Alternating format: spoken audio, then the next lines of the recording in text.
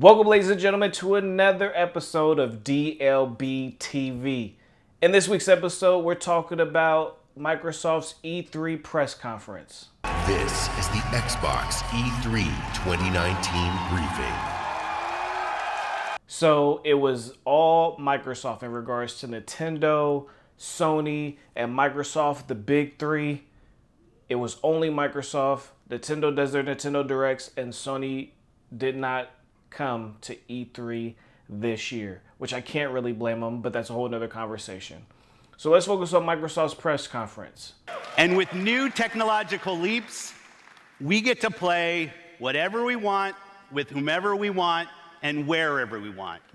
My team and I are single-minded in our resolve to bring everyone the games they want, to connect everyone to play with the friends they want, and to empower everyone to play wherever they want. So I'm going to talk about the things that stood out to me and what I saw at this year's show. Up first, they showed a new trailer from one of their newer studios under Xbox Game Studios, which was Ninja Theory's Bleeding Edge.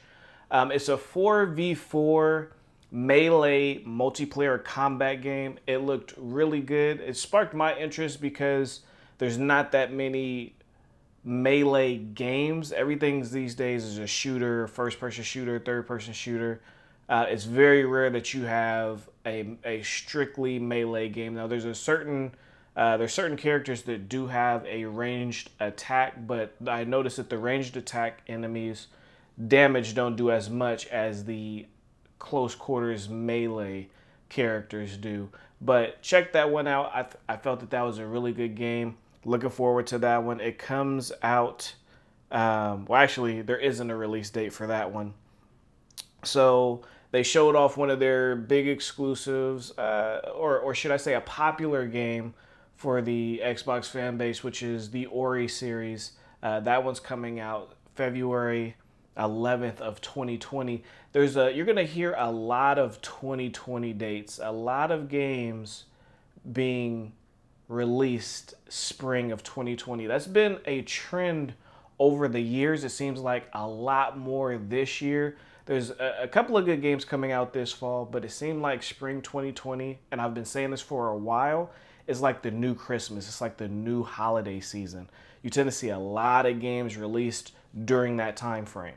Another portion of the conference that stood out was obviously Cyberpunk 2077. That is a third-party game, so that is a game that's going to be on the PlayStation and the Xbox.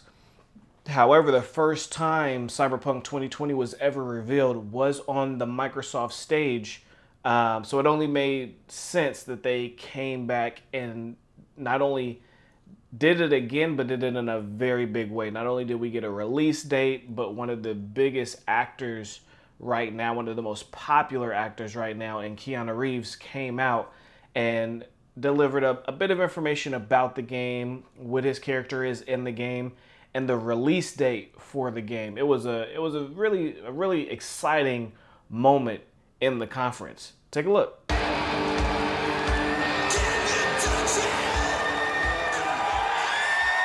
How's it going? Hello, Los Angeles! Walking the streets of the future is really going to be breathtaking. You're breathtaking. You're all breathtaking. All right. So I got to finish this. So tell me, do you guys want to know when the release date? Yeah.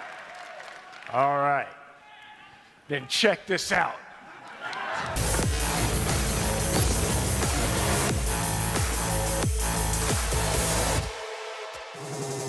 So the game got the release date of April 16th, 2020. I am super excited for Cyberpunk. Cannot wait. Been looking forward to that game for a long time now. So I'm happy we finally have a release date. So I definitely look forward to that one. Next up, and one of the things I predicted was a Battletoads. So there is another Battletoads coming out. Again, that's another game that's big amongst the Xbox community. A lot of excitement for that one. I'm actually looking forward to that one as well. They announced Xbox Game Pass for PC.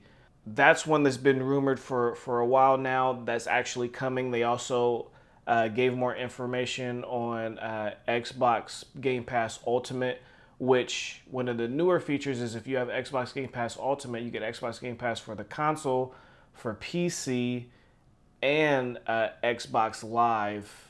And it includes Xbox Live in that. So it's Xbox Game Pass for console, PC, and Xbox Live included. So shout out to Microsoft. I think that's a hell of a deal. You guys know how I feel about Game Pass. I think Game Pass is like, that's a great subscription to have. That's something good to have if you're an Xbox gamer, especially if you're one of the younger Xbox gamers and don't really have much money to buy all the games. That's a good way to get a good amount of games.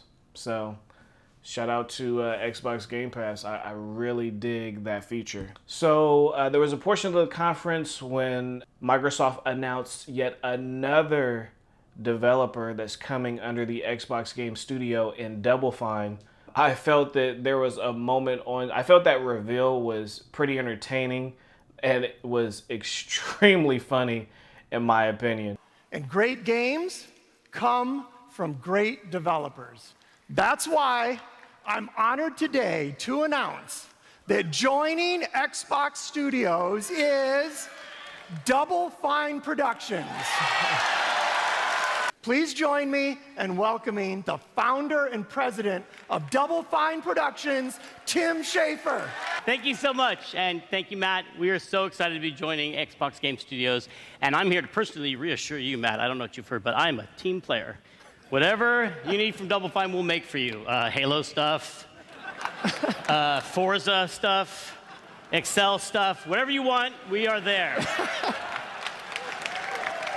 Yeah.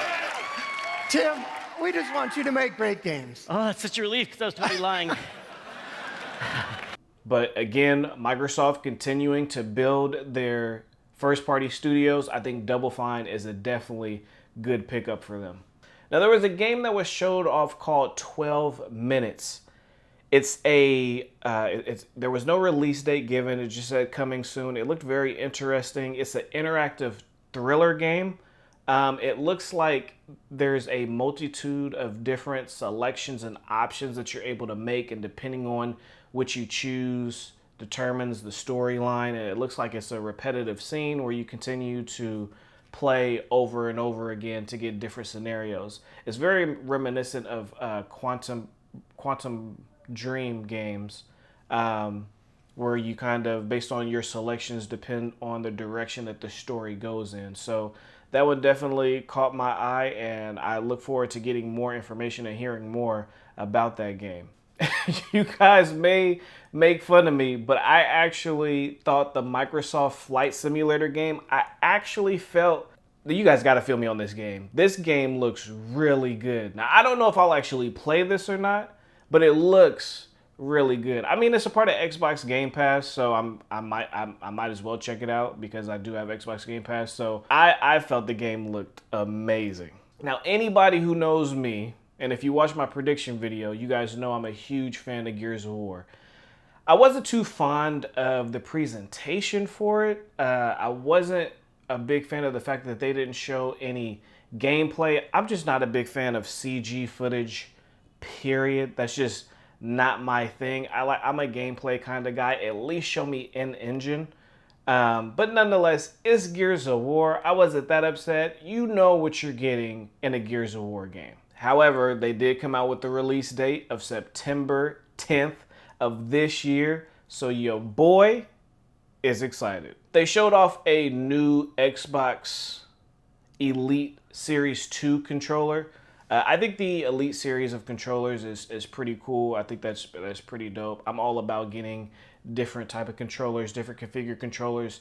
I haven't bought one of Sony's or Microsoft's Pro controllers, but They both are pretty dope to me. I wouldn't mind buying one, but the main reason is I'm not. I wish that they would release accessories like this closer to the beginning of the life cycle of a console, because I feel more like I would be getting my money's worth. Like me buying something like that now. However, Microsoft did say, Phil Spencer specifically said that all these accessories are going to go forward to the next system.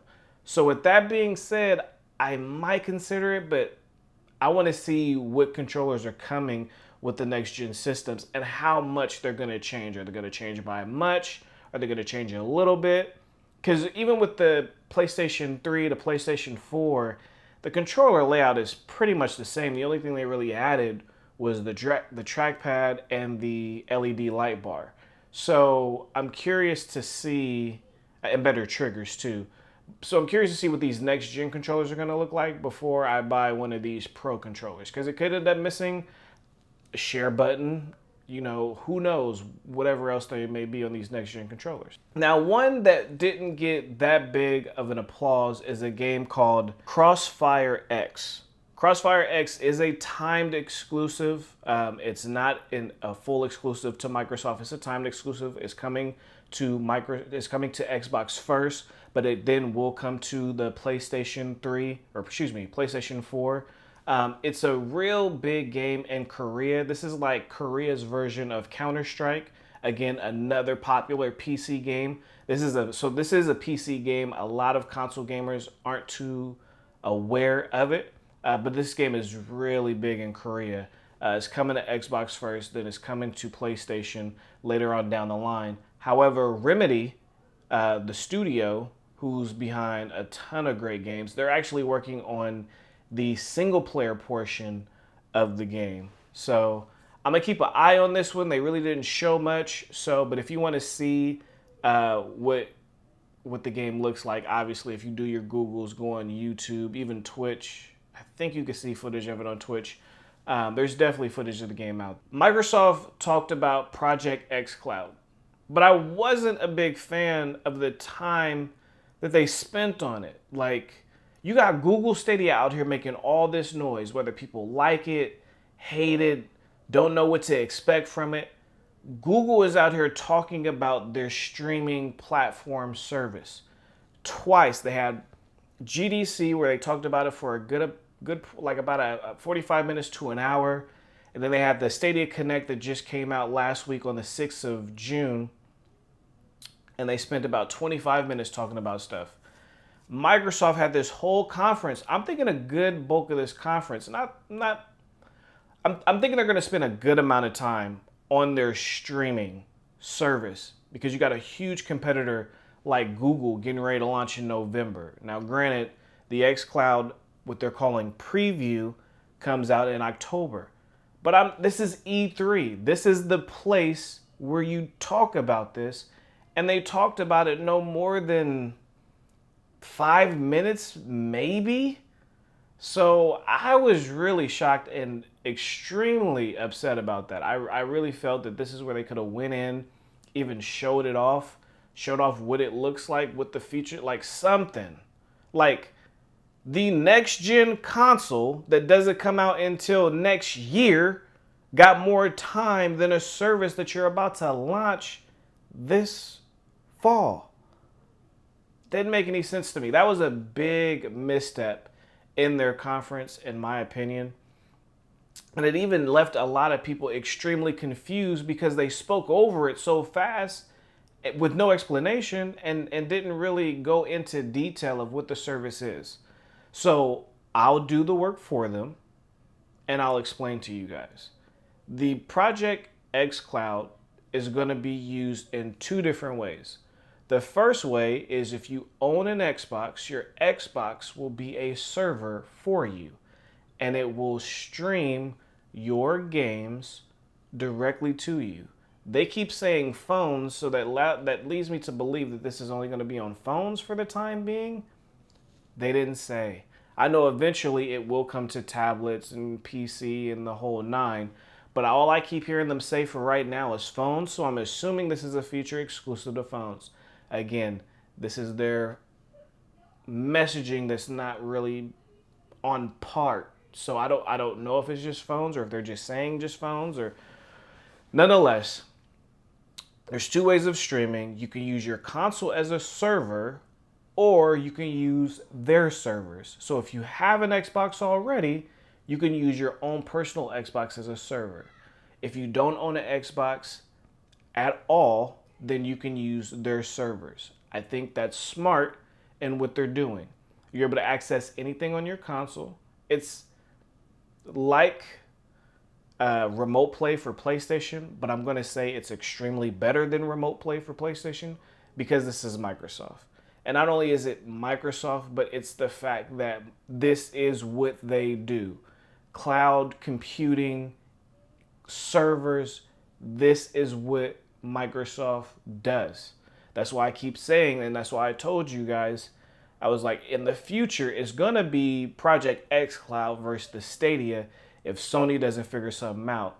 And not that long ago, I know you all saw the news where Sony is partnering with Microsoft. Sony needs Microsoft. It's not the other way around. So before any hate comes my way and me saying that Microsoft is better at this, they are, which is why Sony is reaching out to them for assistance. It's not the other way around. Nonetheless, so you'll be able to stream and get your content, Game Pass, games that you have, all that stuff, you'll be able to stream it directly from your console. Or if you choose to go directly through their servers, you can do that as well. Again, I wish they would have showed this stuff off during their conference because that's the main thing that people are watching. They may show it later on down the line as something else at E3, but your Xbox E3 presentation is like the most viewed thing that people pay attention to at E3. So I'm really upset about that. Nonetheless, Project X Cloud is coming in October. Now, last but not least, coming holiday of 2020 is Microsoft's next gen console, Project Scarlet. Now, just like everybody right now working with AMD, they built a custom chip with AMD, a custom CPU, should I say, with AMD. They're using GDDR6 for their memory. They're saying that the console is capable of 8K and 120 frames per second. Very similar to what Sony was talking about a couple of months back. It comes out holiday 2020, like I said before. But I think the key thing here is the fact that it launches with Halo. Now, for some of you guys, probably majority of you guys, because you guys are following me, so you're a hardcore PlayStation fan, you're like, oh, Halo, Smalo, I don't give a damn. But for the Xbox community, that's huge. That is a huge game to launch with. That's like their number one exclusive. Their dopest exclusive. Not in my opinion. Mine is Gears, but in the opinion of a lot of Xbox gamers, like, that's crazy. You get a brand new console with the number one exclusive for the franchise, for the company, for Microsoft, for Xbox. That's big. But that's really about it. They really didn't say much about it. I'm not sure why they announced it so early. My prediction was they were going to announce it now and it launch in the spring. But my prediction didn't come true. So that's Microsoft's conference. What's you guys' opinion on it? Did you guys like it? Did you guys not? Was it boring? Like, what did you guys think of what you saw? I felt it was what I expected it to be, and I didn't expect much. And here's why. We're a year before the next console's launch. Majority of these developers are working on what's next. So this year was gonna be quiet. Next year's E3, that's the one to watch for. I can almost guarantee that PlayStation is gonna be back at E3. Microsoft will definitely be back at E3. And we'll see where they go from there. But next year's E3, that's where it's going to be at. That's the main reason Sony pulled out, is because they knew, they were like, why come and show a bunch of third-party games and like the last two major exclusives they have left, which is Death Stranding or Death Standing, whatever the game is called, and The Last of Us 2. I mean, how many times do we need to see The Last of Us 2 and Death Stranding? It's like, release these games already. So I totally understand Sony pulling out. Nonetheless, this is my take on the E3 press conference of Microsoft 2019. Leave in the comments what you guys think. Let's have that discussion. Share the video with your people if you think they might like it. As always, make sure you guys check out the podcast if you have it. It's on Google Podcasts, Apple Podcasts, Spotify, wherever you can find podcasts. That's where it's at, people. Thank you guys for tuning in. Be great, stay blessed, and until the next video. This is the DLB Network Gaming Podcast. Out. Hello, gamers. Hello, DLB Network. Man, bros and brodettes, you're tuning to the DLB Network Podcast.